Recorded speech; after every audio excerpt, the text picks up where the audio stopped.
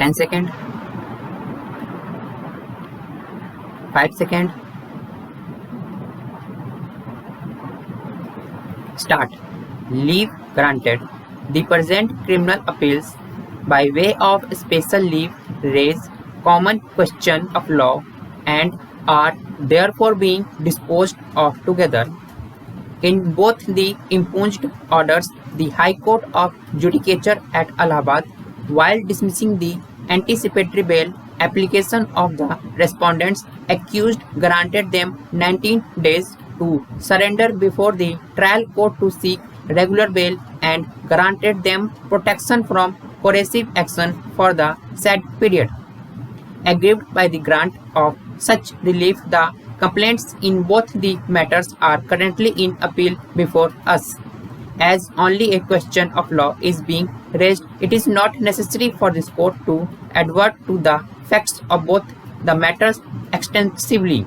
It is sufficient to point out that in the first case pertaining to Nathu Singh, the appellant's daughter was married to respondent number 2 in that case on 14/2/2014. As she died under suspicious circumstances in her matrimonial home on 2/1/2021, the complaint registered FIR number 7/2021 at Police Station Mussoorie, Ghaziabad under sections 304B and 498A IPC, that with sections 3 and 4 of the Dowry Prohibition Act against the respondents numbers 2 and 5. In the second case, the allegations are that the appellant's brother and latter's 2 sons were attacked by the respondents in that case due to a dispute between the parties relating to encroachment of land. The 2 sons were attacked on their vital parts, with one of them suffering a skull fracture, as a result of which he was in a coma for 1 week. The other had laceration on his head. The complaint registered FIR number 37120 at Police Station Thana Bhavna, Samili under sections 307, 504 and 34 IPC. The respondents in both the cases approached the High Court under section 438 CRPC during ongoing investigation and sought protection and from arrest.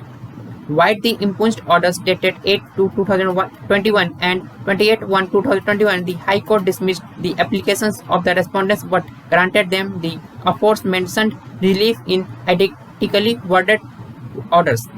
Aggrieved by the impugned orders, the appellants have filed the present appeals by way of special leave. Heard the learned counsel for the appellants, the respondents state and the respondents accused at length. The learned counsel for the appellants, supported by the learned state counsel, urged that once the High Court declined the final relief of pre-arrest to the respondents, it could not grant them any further protection. The learned counsel submitted that section 438 CRPC does not contemplate the grant of any such protection on the dismissal of the application filed by an accused. Rather, the proviso to section derogation of the accused, notwithstanding of the fact that the nature of offences in both cases is grave and heinous. On the contrary, learned counsel for the respondents accused justified the discretion exercised by the High Court and submitted that the High Court has the power to pass such orders in the interest of justice.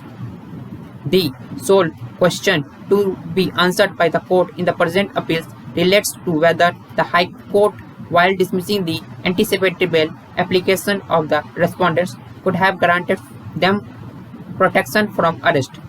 The considerations on the basis of which the court is to exercise its discretion to grant relief under section 438 CRPC.